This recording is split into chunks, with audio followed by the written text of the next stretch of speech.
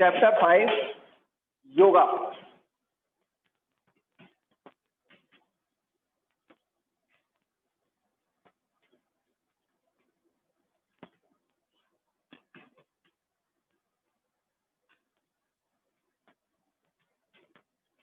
और योगा, बेटा योगा क्या है? पहले योगा क्या है इससे पहले थोड़ा सा मैं आपको इंट्रोड्यूस करा दूं कि मैं आपको ये बताऊं योगा क्या है। उससे पहले मैं आपको बता दूं योगा आज जो वर्ल्ड को है, पूरे वर्ल्ड में फैला हुआ है, वो केवल जो इंडियंस हैं इनकी देन है। मतलब हम इंडियंस ने इसको पूरे वर्ल्ड में फैलाया है। इसके बारे में कोई भी कंफर्मेशन नहीं है कि ये कहां से स्टार्ट हुआ, पर इसके बारे में एक कंफर्मेशन आती है जो हमारे इंडस वैली सिविलाइजेशन है, सिंधु घाटी की सभ्यता, वहां से जो हमें सेकेंडरी सर्च का सेकेंडरी थिंग्स हैं जो हमारी, उनसे पता चलता है कि ये आज से करीब 3000 साल पहले चालू हुआ था। 3000 साल पहले चालू हो चुका था योगा इंडिया के अंदर, क्योंकि जो उसकी लैंग्वेज है, सिंधु घाटी की जो लैंग्वेज है, we are not able to study it. हम उसको पढ़ने में सक्षम नहीं है, हम उसको पढ़ने में समर्थ नहीं है। तो केवल उसके वहां पर जो हमें मूर्तियां वगैरह मिली हैं, और उस मूर्तियों में हमने देखा है कि शिव अलग अलग आसन में बैठे हुए हैं। इसी के आधार पर, इसी सोच के साथ, एक अनुमान के साथ ये कहा जा सकता है कि आज से 3000 साल पहले सिंधु घाटी सभ्यता के लोग योगा किया करते थे। इसी सोच के साथ सिंधु घाटी सभ्यता के लोग 3000 साल पहले योगा करते थे। और 147 BC में ईसा पूर्व पतंजलि ने योग शास्त्र नामक बुक लिखी थी। योग शास्त्र, पतंजलि ने एक बुक लिखी थी योग शास्त्र। उसमें इसके बारे में बेस्ड है, योगा बेस्ड है वो। तो योगा के बारे में उसमें डिटेल में बताया गया है, उसके बारे में डिटेल में बताया गया है। अब कंफर्मेशन कुछ भी नहीं, बट जो सेकेंडरी थिंग्स हैं उनके बेस पर हम कह सकते हैं कि योगा इंडिया से स्टार्ट हुआ, प्लस पूरे वर्ल्ड में जो योगा फैला वो हम लोगों की देन है, इंडियंस की। इसके बारे में केवल यही कहा जा सकता है, इसके अलावा कुछ नहीं। अब योगा अगर आज की डेट को देखें तो इसको हम दो पार्ट में डिवाइड कर सकते हैं, एंशिएंट और मॉडर्न। पर जो योगा का अर्थ है, meaning of yoga, meaning of yoga, अगर हम मीनिंग ऑफ योगा की बात करें तो योगा क्या है, योगा का अर्थ क्या है। अब मैंने जैसा कि आपको बताया सिंधु घाटी से शुरू हुआ, कब लिखा गया, ठीक है। बट अगर अब मैं बात करूं मीनिंग ऑफ योगा, मतलब क्या निकलता है योगा का, तो योगा संस्कृत की एक वर्ड है जिसको यूज कहते हैं, यूज। इसका मीनिंग होता है अटैचमेंट, अटैचमेंट, जुड़ना। तो योगा का मतलब अगर हम स्पिरिचुअल आध्यात्म में देखें तो इसका मतलब होता है कि जो हम लोग हैं, हम लोगों के अंदर एक आत्मा होती है, सोल होती है, उसका अटैचमेंट होता है गॉड के साथ, उसका अटैचमेंट होता है गॉड के साथ। तो उसको कहा जाता है अटैचमेंट विद द गॉड, यानी आत्मा का परमात्मा में मिलन होना ही योगा है, योग होना, जुड़ना। एक मतलब ये निकल के आता है कि अटैच हो जाना, मिल जाना गॉड से, क्योंकि एक हम लोगों को क्या माना गया है, ये शरीर नश्वर है, खत्म हो जाना है, एंड है इसका एक दिन। बट जो हमारी सॉल है, हमारी आत्मा है, वो कभी नहीं मरती, ऐसा शास्त्रों में कहा गया है। तो उस सॉल का गॉड से मिलना, ये एक योगा है, इसको भी योगा कहा गया है। पर डिफरेंट टाइम पे डिफरेंट लोगों ने इसकी अलग अलग डेफिनेशंस दी हैं। जैसे मैं बात करूं पतंजलि की,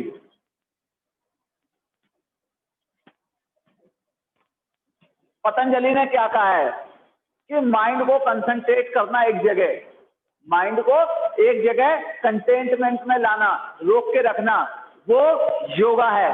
पतंजलि ने ऐसा कहा है।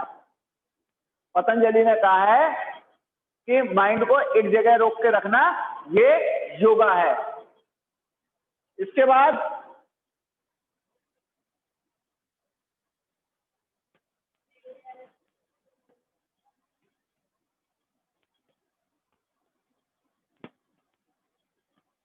संपूर्णानंद थे, उन्होंने इसको क्या कहा?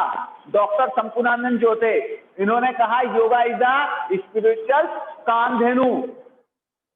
ये कहा संपूर्णानंद ने। क्या कहा? Yoga is the spiritual Kamadhenu. Kamadhenu मतलब कामधेनु एक गाय है बेटा, और वो ऐसी गाय है उससे जो मांगो वो देती है, उससे जो मांगते हैं वो देती है। कामधेनु एक ऐसी गाय है कि जिससे जो मांगा जाए वो देती है। तो उससे कहा है कि ऐसी गाय है योगा, एक आध्यात्मिक, मतलब सांसारिक चीजों को नहीं मांगते हम, संसार की चीजों को नहीं मांगते, केवल उस गॉड को मांगते हैं। और उस गॉड की प्राप्ति किससे हो जाती है? योगा से। तो एक स्पिरिचुअल कामधेनु है ये, ऐसा कहा गया है। इसके बाद अगम, अगम ने क्या कहा है? शिव और शक्ति ही योगा है। अगम ने कहा है शिव और शक्ति ही योगा है। शिव और शक्ति का मिलन होना ही योगा है। इसके बाद वेद व्यास ने क्या कहा है? वेद व्यास ने कहा है कि आत्मा का परमात्मा में मिलन ही योगा है, मतलब सोल का अटैचमेंट विद द गॉड होना ही योगा है। वेद व्यास ने, वेद व्यास कौन थे? जिन्होंने महाभारत लिखी। तो इसका एक अनुमान यह भी हो सकता है कि योगा शायद 3000 साल से भी बहुत ज्यादा पुरानी है।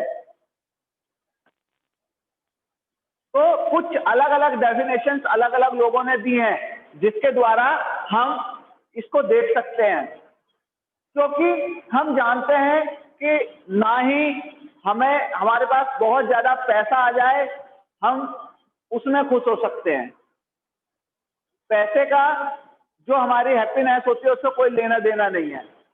या फिर हम बहुत ज्यादा गरीब हो जाएं तब भी हमें इतनी परेशानी नहीं होगी। तो किन हार्वर्ड ने क्या कहा है? ना ही पैसे वाले खुश हैं और ना ही गरीब। तो वाकई में वर्ल्ड में खुश कौन है? तो इस हैप्पीनेस को पाने के लिए जब हम गॉड से मिल जाते हैं तो वो योगा कहलाता है।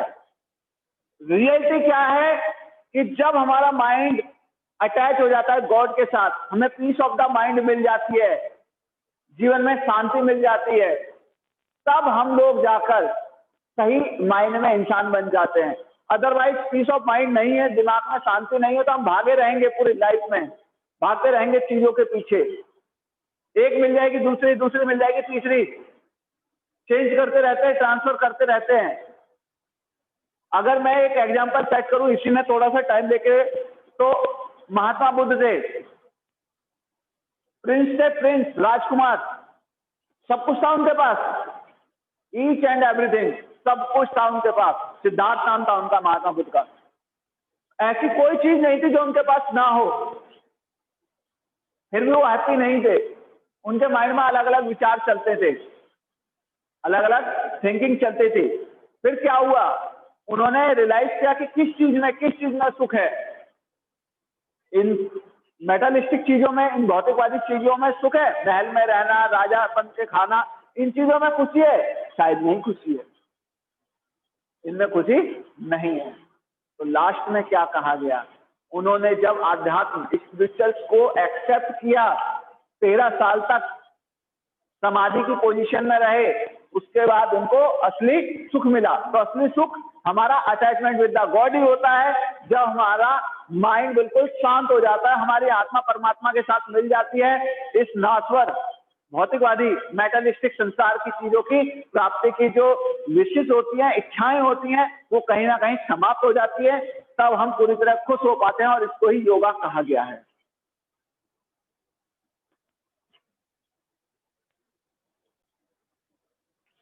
जब हमने देख लिया कि योगा क्या है, उसके बारे में समझ लिया, अब इसकी क्या क्या जरूरतें हैं, ठीक है।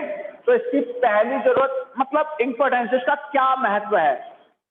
तो खाली योगा करने से ऐसा होता है कि हम लोग जो हैं केवल गॉड को प्राप्त कर लेते हैं, नहीं, इसके अलावा बहुत सारे बेनिफिट हैं, ठीक है। बहुत सारे बेनिफिट होते हैं योगा के। जैसे पहला इंपॉर्टेंस की अगर मैं बात करूं,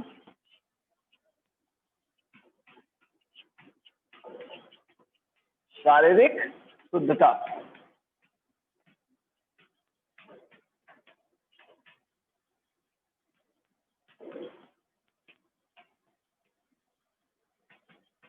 फिजिकल प्योरिटी, फिजिकल प्योरिटी, शारीरिक शुद्धता।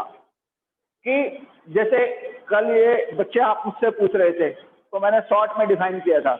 तो आज क्लासेस थी, तो आज क्लास में मैं 1 बाय 1 सारे टॉपिक क्लियर कर दूंगा। फिजिकल प्योरिटी, शरीर का शुद्ध हो जाना। देखिए योगा करने से हमारे लंग्स अच्छे होते हैं, डाइजेस्टिव सिस्टम अच्छा होता है, ठीक है। डाइजेस्टिव सिस्टम अच्छा हो जाता है तो क्या होता है इसका मतलब, जब हमारी बॉडी साफ है, नीट एंड क्लीन हो जाएगी, डिसीज फ्री हो जाएगी, तो बॉडी में प्योरिटी वैसी आने लगेगी। और जितनी ज्यादा प्योरिटी होगी उतनी ज्यादा लॉन्ग लाइफ हो जाएगी हमारी, उतनी ज्यादा लॉन्ग लाइफ हो जाएगी। दूसरा है रोगों से उपचार व बचाव।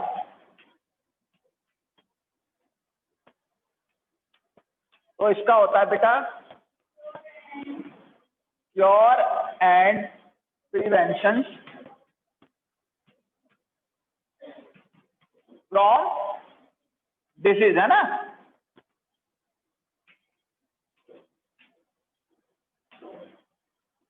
Cure and prevention from disease.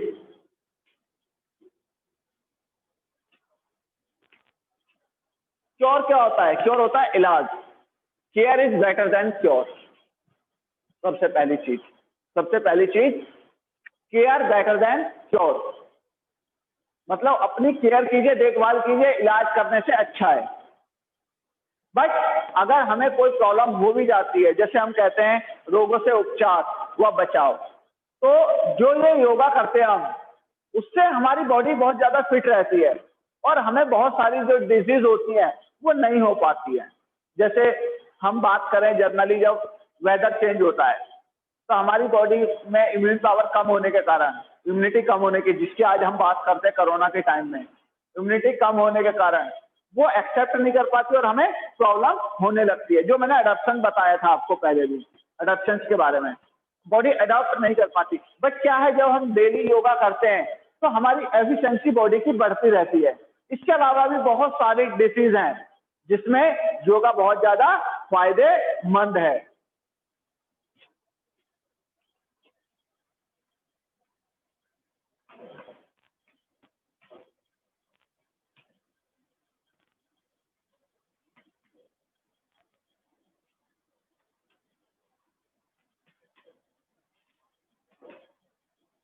Next है रिड्यूस मेंटल टेंशन, मानसिक तनाव। जो हमारे ऊपर शरीर दिन भर की ये भागा दौड़ी होती है ना बेटा, हीट एंड हरी में हम जाए जा रहे हैं, भागे जा रहे हैं, ठीक है, कि हमें ये भी करना है, वो भी करना है, ये भी चाहिए, वो भी चाहिए, सब चीजों के पीछे हम भागे जा रहे हैं, पूरे दिन भागते रहते हैं। बट चाहिए क्या ये पता नहीं होता है। तो एक स्ट्रेस हमारे माइंड पे पड़ता है, हमारी जो मेंटल एबिलिटी होती है वो कमजोर होने लगती है। तो कहते हैं कि ये रिड्यूस करता है, कम कर देता है उस मानसिक तनाव को।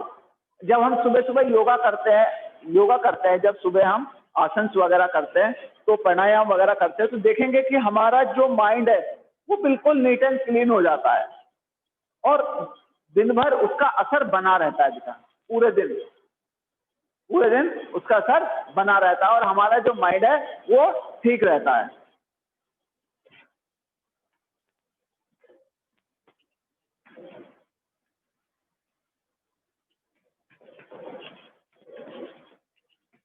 Beautification of body, beautification of body, body को सुंदर बनाता है, बॉडी को सुंदर बनाता है। मतलब क्या है कि जब हम योगा करते हैं तो हमारे फेस पे एक अलग तरह का ग्लो होता है, ग्लो होता है, चेहरा चमकता है, साइन आती है। क्योंकि देखो बेटा, जो ये टेंशन है, बीमारी है, यही तो हमारे चेहरे को खराब करती है, यही तो हमारे चेहरे को खराब करती है। जब हम इन चीजों से दूर रहेंगे तो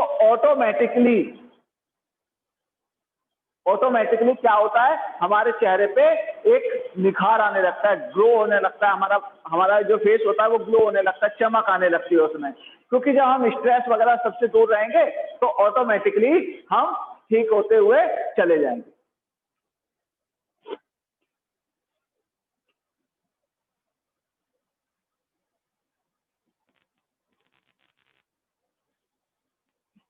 नेक्स्ट क्या है,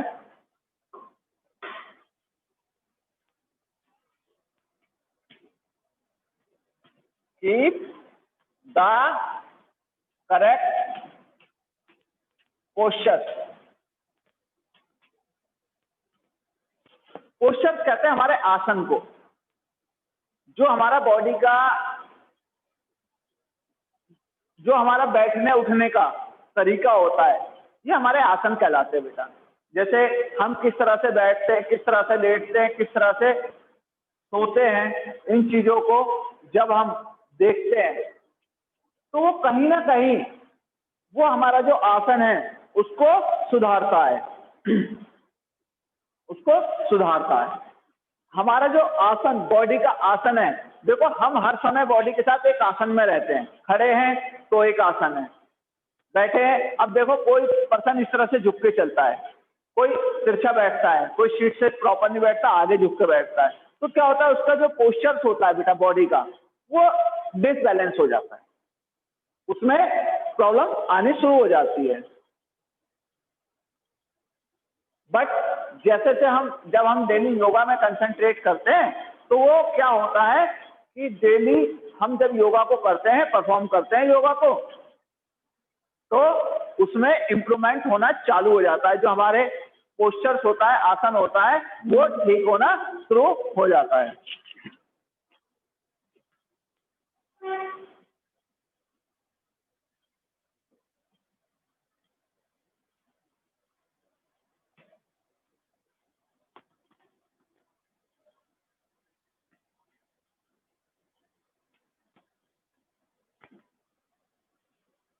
इजीली, आराम से, कोई ज्यादा दिक्कत नहीं होती है, आराम से इजीली हम इसको कर सकते हैं।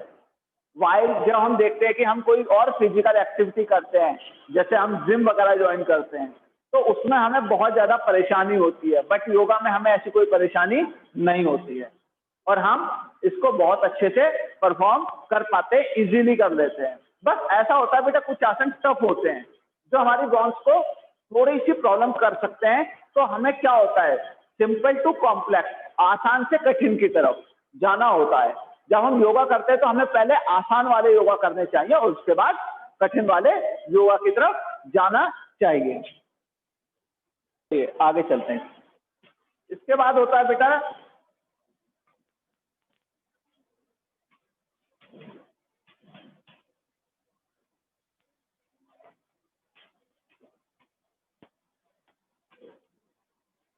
Spiritual development. Spiritual development, spiritual का मतलब होता है आध्यात्म। आध्यात्म, आध्यात्म मतलब कि हम कोई भी रिलीजियस के पर्सन हो, हम कहीं ना कहीं किसी ना किसी तरह कहीं ना कहीं गॉड से जरूर कनेक्ट हैं। चाहे कोई भी रिलीजियस हो, अपना अपना सबका रिलीजियस है और सभी धर्म का ये मानना है कि कोई एक स्पिरिचुअल पावर है जो इस वर्ल्ड को चलाती है, चाहे उसको गॉड कह लीजिए, भगवान कह लीजिए, अल्लाह कह लीजिए, बुद्ध कह लीजिए या वाहेगुरु कह लीजिए, कोई भी कह लीजिए, वो एक पावर उसको चला रही है। तो जब हम योगा की तरफ कंसंट्रेट करते हैं तो हम बाहरी दुनिया से, ये जो मेटरिस्टिक लाइफ है, इससे थोड़ी देर के लिए डिटैच हो जाते हैं और धीरे धीरे जैसे कंसंट्रेशन बढ़ता है, हम कहीं ना कहीं गॉड की तरफ बढ़ते चले जाते हैं। हम गॉड की तरफ बढ़ते चले जाते हैं। हम अपना जो अध्यात्म है, डिवोशन जो है, डिवोशन टूवर्ड्स गॉड, वो हमारा बढ़ जाता है। हम सोचते हैं, हम समझते हैं कि जैसे कि हमें पता है योगा का मतलब क्या है। योगा का मतलब ये बेटा अटैचमेंट विद द गॉड। तो हम उसमें कहीं ना कहीं अटैच हो जाते हैं गॉड के साथ। ठीक है, तो अटैचमेंट विद द गॉड, ये था आज का टॉपिक और आज की क्लास। ठीक है।